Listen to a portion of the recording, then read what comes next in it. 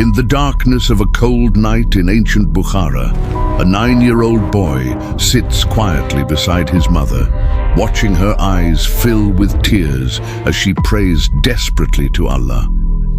Her young son has been struck blind, and the doctors of their time have no cure to offer. Little does she know that this same child, Muhammad ibn Ismail al-Bukhari, will grow up to become the most trusted Hadith scholar in Islamic history, the man whose collection of prophetic traditions would be considered the most authentic book after the Quran itself. But tonight, as she raises her trembling hands to the sky, all she knows is that her beloved son can no longer see the world around him. What happens next will change the course of Islamic scholarship forever, and the miraculous cure that follows will be just the beginning of an extraordinary journey, one that spans decades of travel, rigorous study, and unwavering dedication to preserving the words of Prophet Muhammad, peace be upon him. Assalamu alaikum, dear viewers. Welcome to Daily Islamic Stories, where we bring you the most inspiring tales from our rich Islamic heritage. From which country are you watching this video? If you love learning about the great scholars who preserved our beloved Prophet's teachings, please subscribe to this channel and hit that notification bell. We're about to dive deep into one of the most inspiring stories in Islamic history. The year was 194 after Hijrah, approximately 810 CE, in the bustling city of Bukhara, located in what is now Uzbekistan.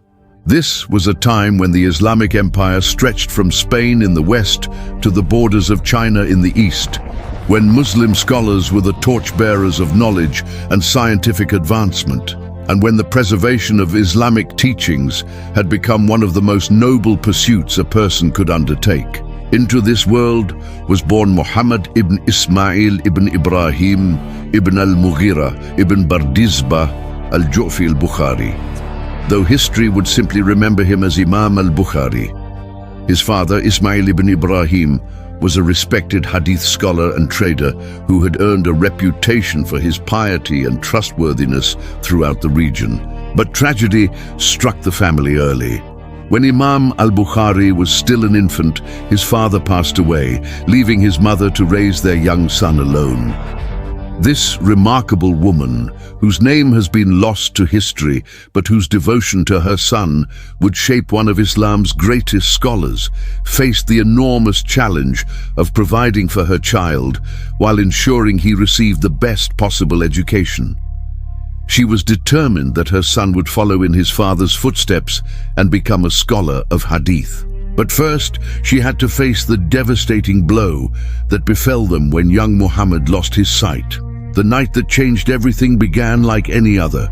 Imam Al-Bukhari's mother had been praying intensely for months, sometimes staying awake until the early hours of dawn, begging Allah to restore her son's vision. She would recite Quranic verses, make lengthy supplications, and never allow despair to enter her heart, firmly believing that Allah had the power to cure her child. Her faith was absolute, her trust in Allah's mercy unwavering, and her determination to help her son overcome this obstacle was stronger than any force on earth. Then came the dream that would become legendary among Islamic scholars for centuries to come. In her sleep, Imam al-Bukhari's mother saw Prophet Ibrahim, peace be upon him, approaching her with a gentle smile and a comforting presence. The father of the prophets, the one whom Allah chose as his intimate friend, spoke to her with words that filled her heart with joy and hope. He said, "O woman, Allah has restored your son's sight because of your abundant prayers and supplications." When she awoke from this blessed vision, she rushed to her son's room, her heart pounding with anticipation and hope. There she found young Muhammad sitting up in his bed, his eyes clear and bright, his vision completely restored by the grace of Allah Almighty. This miraculous healing was not merely a medical recovery, but a divine sign that this child was destined for greatness in the service of Islam. From that day forward, Imam al-Bukhari's mother knew that her son had been chosen for something special, and she dedicated herself entirely to nurturing his potential. She began his Islamic education immediately, teaching him to read and write, introducing him to the Quran, and instilling in him the values of honesty, precision, and unwavering devotion to truth that would later define his approach to Hadith scholarship. By the age of 10, young Muhammad had already memorized the entire Quran and had begun studying the basic principles of Islamic jurisprudence and Hadith sciences. His memory was extraordinary, his attention to detail phenomenal, and his thirst for knowledge insatiable. But what set him apart from other gifted students was his incredible ability to detect inconsistencies and errors in the Hadith narrations he heard. Even at such a young age, he would listen carefully to scholars reciting prophetic traditions and would politely point out discrepancies in the chains of narration or contradictions in the content of the Hadith. One of the most famous incidents that demonstrated his exceptional abilities occurred when he was just 11 years old. During a gathering where a prominent Hadith scholar was teaching, the scholar mistakenly attributed a Hadith to a companion who had actually never met the Prophet, peace be upon him. While all the other students and attendees remained silent, young Imam Al-Bukhari respectfully raised his hand and pointed out the error. Initially, the scholar dismissed the boy's observation, but when challenged to verify the information, it became clear that the child was absolutely correct. This incident spread throughout Bukhara like wildfire, and scholars began to take notice of this remarkable young student who possessed such keen insight into the science of Hadith verification. At the age of 16, Imam Al-Bukhari made his first journey to Mecca for Hajj, accompanied by his mother and older brother. This pilgrimage would prove to be a turning point in his life, not just spiritually, but also academically. While in the holy cities of Mecca and Medina, he had the opportunity to study under some of the most renowned Hadith scholars of his time. He spent every available moment in the Prophet's mosque in Medina, sitting in the blessed circles of knowledge, absorbing wisdom from teachers who had learned directly from the companion students and their successors. During this first stay in the Hijaz, Imam Al-Bukhari compiled his first collection of Hadith narrations, focusing particularly on the legal rulings and judgments of the companions and their immediate followers. This early work demonstrated his methodical approach and his commitment to accuracy that would later characterize all of his scholarly endeavors. He would spend hours verifying each narration, tracing its chain of transmission back to its source, and cross-referencing it with other authentic reports to ensure its reliability. After completing his Hajj, instead of returning home to Bukhara, Imam Al-Bukhari made a decision that would define the rest of his life. He chose to dedicate himself entirely to the pursuit of Hadith knowledge, traveling from city to city, teacher to teacher, collecting and verifying the sayings, actions, and approvals of Prophet Muhammad, peace be upon him. His mother, understanding the importance of his mission and proud of her son's dedication to preserving the prophetic traditions, gave him her blessing to embark on this extraordinary journey that would span several decades and cover thousands of miles across the Islamic world. The scale of Imam al-Bukhari's travels was unprecedented for his time. He journeyed to Baghdad, the intellectual capital of the Abbasid Caliphate, where he studied under the great Hadith masters of Iraq. He traveled to Damascus and Aleppo in Syria, absorbing knowledge from the scholars who had inherited the prophetic traditions through chains of transmission that stretched back to the companions who had lived in those regions.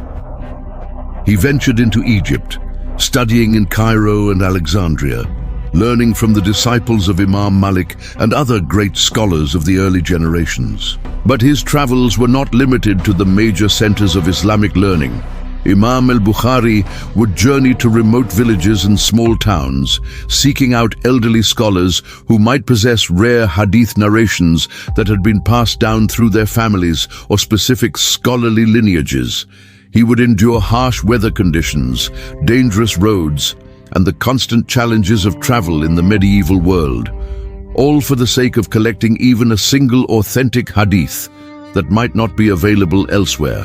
His methodology was revolutionary and extraordinarily rigorous.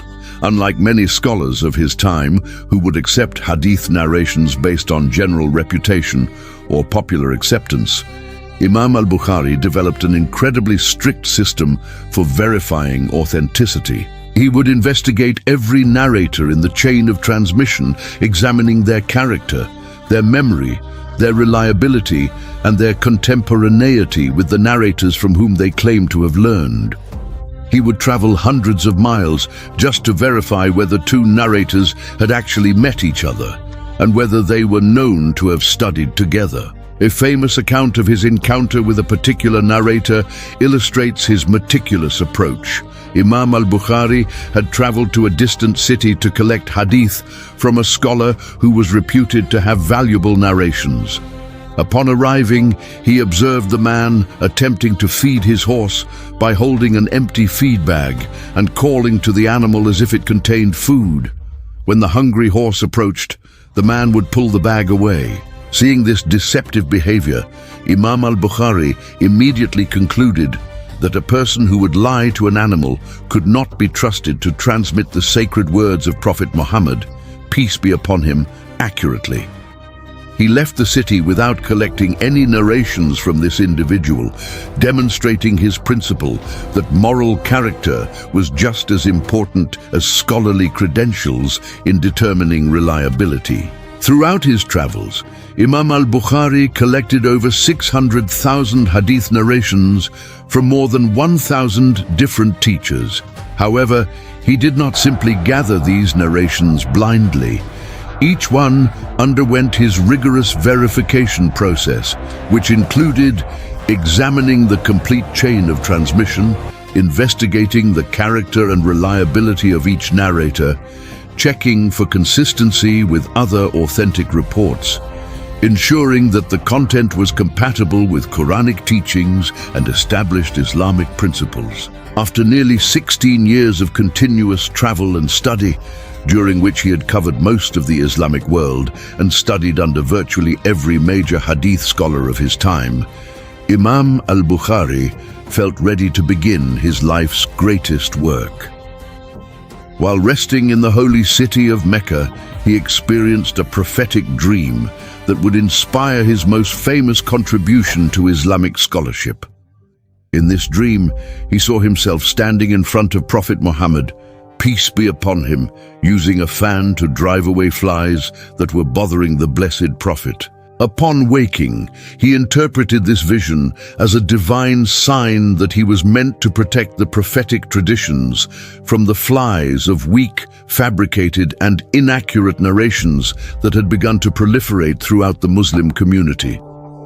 Inspired by this dream and convinced of his mission, Imam Al-Bukhari began the monumental task of compiling what would become Al-Jami' al-Sahih, known simply as Sahih al-Bukhari, the most authentic collection of prophetic traditions ever assembled. The process he followed was unlike anything that had been attempted before in terms of its scope and rigor.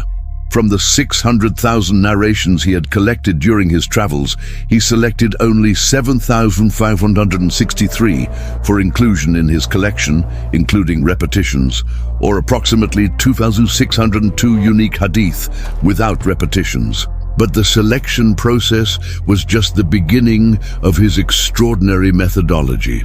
Before including any hadith in his collection, Imam al-Bukhari would perform ritual ablution, pray 2 units of prayer, and then carefully examine every aspect of the narration. He would verify not only the chain of transmission, but also consider whether the content was consistent with other authentic reports, whether it aligned with Quranic teachings, and whether it provided beneficial guidance for the Muslim community. The physical process of writing the collection was equally meticulous. Imam al-Bukhari would first write each hadith on a separate piece of paper, then organize them according to thematic chapters that he carefully designed to cover every aspect of Islamic belief and practice. He revised his work multiple times, sometimes removing hadith that he had initially included if he later discovered any doubt about their authenticity, and occasionally adding new narrations when he found ones that met his exacting standards. The compilation took him 16 years to complete, during which he consulted with other prominent scholars, sought their opinions on difficult cases, and constantly refined his criteria for inclusion. He organized the collection into 97 books, covering topics ranging from revelation and faith to prayer, pilgrimage, business transactions, marriage, inheritance, and judicial matters. Each book was further divided into chapters, with Imam Al-Bukhari often providing insightful chapter headings that demonstrated his deep understanding of Islamic jurisprudence and his ability to extract legal principles from the prophetic traditions. One of the most remarkable aspects of Imam Al-Bukhari's work was his method of testing the scholars and narrators he encountered during his compilation process. He would sometimes deliberately present incorrect information about a hadith to see if the scholar would correct him or simply accept the error. Those who failed these tests would lose credibility in his eyes, while those who demonstrated integrity and accuracy would earn his trust and respect. The geographical scope of his research was equally impressive. Imam al-Bukhari traveled to virtually every major center of Islamic learning in his time, including the holy cities of Mecca and Medina, the intellectual capital of Baghdad, the scholarly centers of Kufa and Basra in Iraq, Damascus and Aleppo in Syria, Cairo and Alexandria in Egypt, Nishapur and Ray in Persia, countless smaller cities and towns across the Islamic world. In each location, he would seek out the most knowledgeable local scholars, examine their collections of hadith, and carefully verify any narrations that might be suitable for inclusion in his work. His reputation for accuracy and reliability grew so strong that scholars would travel great distances just to have their own collections examined by him. Many would consider it an honor to have Imam al-Bukhari approve their narrations, while others lived in fear that he might discover errors or weaknesses in their transmissions. His presence in a city would often create excitement among the scholarly community, with students and teachers alike gathering to benefit from his vast knowledge and impeccable methodology. The impact of Imam al-Bukhari's work extended far beyond the mere collection of hadith narrations. His methodology established new standards for hadith verification that influenced all subsequent scholarship in this field. His criteria for evaluating narrators became the gold standard that other scholars would follow, and his systematic approach to organizing thematic content provided a model that later hadith collectors would emulate and adapt. But perhaps most importantly, Imam al-Bukhari's collection provided the Muslim community with a reliable source of prophetic guidance that could be trusted with complete confidence. In an era when fabricated and weak narrations were becoming increasingly common, threatening to corrupt the authentic teachings of Islam, his work served as a lighthouse of reliability, guiding believers back to the pure teachings of Prophet Muhammad, peace be upon him. The personal sacrifices that Imam al-Bukhari made for his scholarly mission were enormous. He spent most of his adult life away from home, living as a scholar-traveler with minimal possessions and simple accommodations. He never married, dedicating all of his time and energy to his scholarly pursuits. He faced political pressures and religious controversies, particularly later in his life when he became involved in theological debates that would eventually force him into exile from his homeland. Despite facing persecution and hardship, Imam al-Bukhari never compromised his principles or lowered his standards. When pressure was applied to include certain narrations in his collection for political reasons, he refused, maintaining that his only concern was authenticity and truth. When offered wealth and prestigious positions in exchange for scholarly endorsements, he declined, preferring to maintain his independence and integrity. The completion of Sahih al-Bukhari marked a watershed moment in Islamic scholarship, but it was not the end of Imam al-Bukhari's contributions to the field. He also compiled several other important works, including Al-Adab al-Mufrad, a collection focusing on Islamic ethics and manners; Al-Tarikh al-Kabir, a comprehensive biographical dictionary of hadith narrators; Khalq Af'al al-Ibad, a theological work addressing questions about human actions and divine predestination. His influence on subsequent generations of scholars was immeasurable. Students came from across the Islamic world to study under him, and many of these disciples went on to become prominent hadith scholars themselves, carrying forward his methodological approaches and high standards. The chain of transmission of his knowledge continued through multiple generations, ensuring that his scholarly legacy would endure long after his death. The final years of Imam al-Bukhari's life were marked by controversy and exile. A theological dispute arose regarding the nature of the Quran, and despite his attempts to remain neutral, political pressures forced him to leave Bukhara and settle in Samarkand. Even in exile, he continued his scholarly activities, teaching students and refining his works until his death in 256 AH 870 CE. At the age of 62 Iyun. The legacy of Imam al-Bukhari extends far beyond his lifetime and continues to influence Islamic scholarship and practice to this day. His Sahih is universally regarded as the most authentic collection of hadith after the Quran itself, with scholars across different schools of Islamic thought accepting its reliability. The methodology he developed for hadith verification continues to be studied and applied by contemporary scholars, and his approach to organizing religious knowledge has influenced educational curricula throughout the Islamic world. More than 11 centuries after his death, Imam al-Bukhari's work remains as relevant and important as ever. In an age of information overload and widespread misinformation, his commitment to accuracy, his rigorous verification methods, and his unwavering dedication to truth provide timeless lessons for anyone seeking reliable knowledge.